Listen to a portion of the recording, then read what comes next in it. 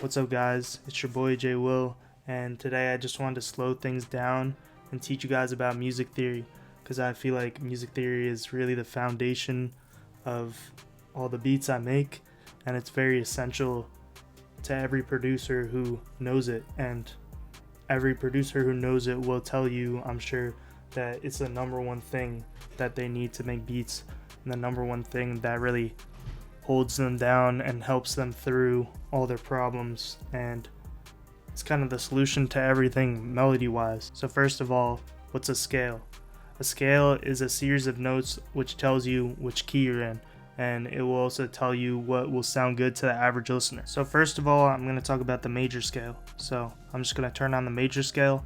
I turn that on by going to view and then go into scale highlighting, and then I set the root note to C because that's what I'm going to be showing you guys, and then major, which is kind of the basic scale. It's happy, it's kind of upbeat, it's, you know, it's just the base scale that most people learn, and it's a happier scale. That's how I think of it, and that's how I hear it. So the major scale is just like this. So you could see 1, 2, 3, 4, 5, 6, 7.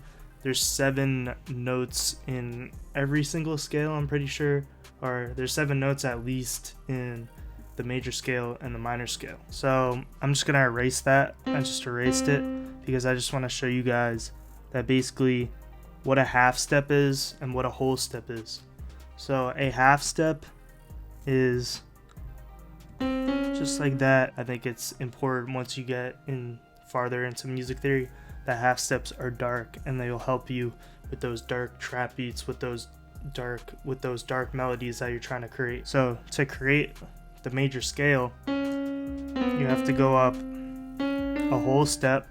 So you start with the root, and then you go up a whole step, and then another whole step, and then a half step, and then another whole step, another whole step, another whole step. So yeah, that's pretty much what finishes off the major scale. And then you end, that would be an octave. So you see that's just an octave. It's very stable. If you hear it, because they're the same note, just an octave higher. And one more thing I wanted to say before I move on to what a major chord is that when you go down the scale,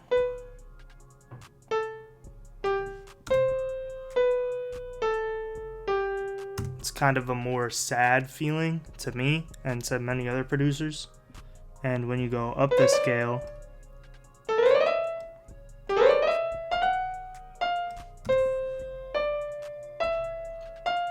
you can kind of see that it's more happy. Alright, so this is a major chord. When I'm making a major chord, I'm starting with the root note, which is C, because we're in the C major scale.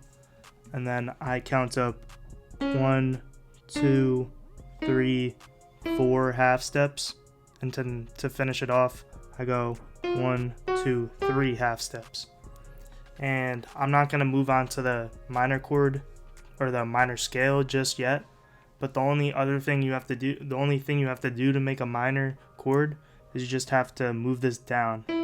So it's very simple when we get to that. But basically this stays here. It's a perfect fifth because, just to explain that, this is the 1, this is the root, because again we're in the C major scale. So you're going, this is the 1, this is the 2, this is the 3, this is the 4, this is the 5. And just to build off that, this would be the 6, the 7, and then the octave, and a repeat. This would be the 1 again. So basically this does not move when you're making chords. A perfect fifth is 7 half steps. So 1, 2, 3, 4, 5, 6, 7. That's how you know what a perfect fifth is. It's always that.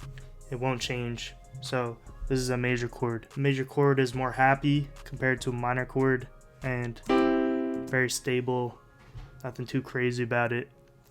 Let's move on. I actually have one last thing for you guys. So this is the root, as you guys know, and then this is the second, this is the third.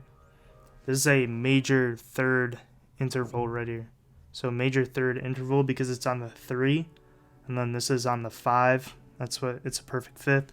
It's on the 5, and when we get to the minor, which is a minor third, you'll see how that all connects with these scale degrees. Alright, so moving from the major scale to the minor scale, you just go to view to get your scale highlighters on, and minor natural alien, that's the minor scale. And then to make the minor scale, just go like this. And then that's the octave, so I'm gonna knock that off. And you can see it's, you got a root for the minor scale, and then you go up one whole step, half step, whole step, half step, whole step, and then octave. So that's how it's created, that's how it looks. And there's not too much else to say about it. Just one thing I noticed, and as I was telling you guys, it was dark, and you could see here you got two, like they're highlighted, so they're in scale, in two areas where you can make half steps, which are dark, as I was telling you guys. They're dark, they got that dark feeling, and that's what I look for when I'm making dark beats, because they create tension, and I just like that sound a lot of the time. So this is a minor chord, and a minor chord is very similar to a major chord, as I was telling you during the major chord part. So the only difference is it would just go from here to being here. Alright, so this is the root, so it's the 1, and then the 2 and the 3, and that's why it's a minor third. And that's why it's kind of crazy, because in the major scale, this is a major third, and then this is the minor third when you go to the minor scale. So it all makes sense. And as I was telling you guys, that perfect fifth does not move. In the major scale and the minor scale, the perfect fifth is still in the same spot, because it's 1, 2, 3, 4, 5, 6, 7 half steps, and that's pretty much it. And I know I'm repeating a lot of this stuff again and again, but that's just because I want to drill this into your head.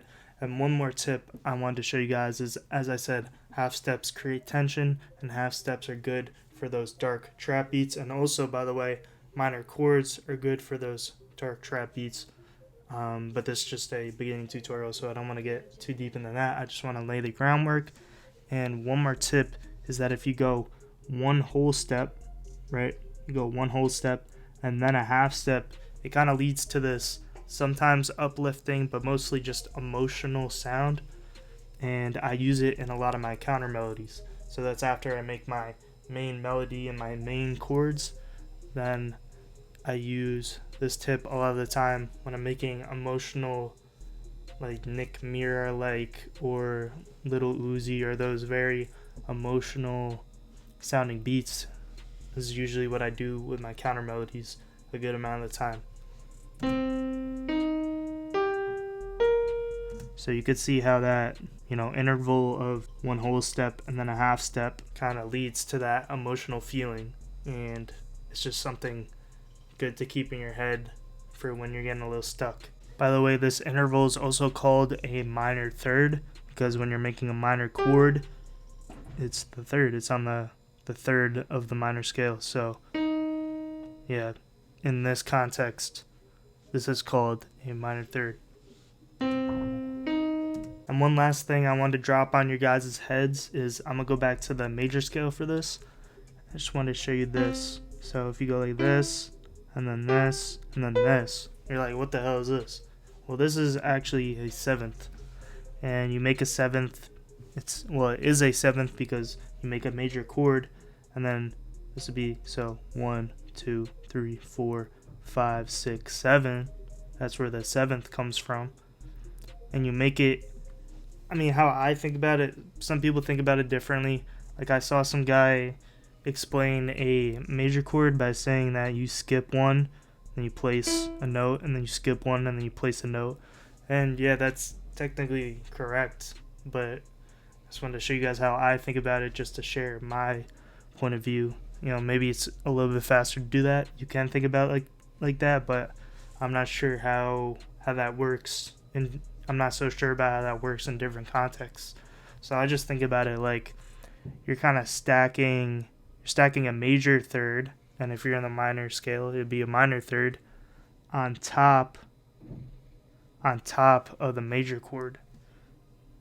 So you're going up 1, 2, 3, 4 half steps again. So you're making that major chord with that major third, and then you're just going up another major third to make the 7th. And it actually keeps going from there. But this is just an introductory video. I'm just going to leave it at that. And I hope you guys learned something. I hope this helped you guys just start on your journey to becoming a really good music producer.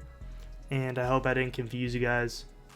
I think I covered everything. And if you're confused, you can just watch it back a few times, or just research on the internet and just clarify some things, or just leave a comment and I'll help you guys out too. And see you guys in the next video. Adios.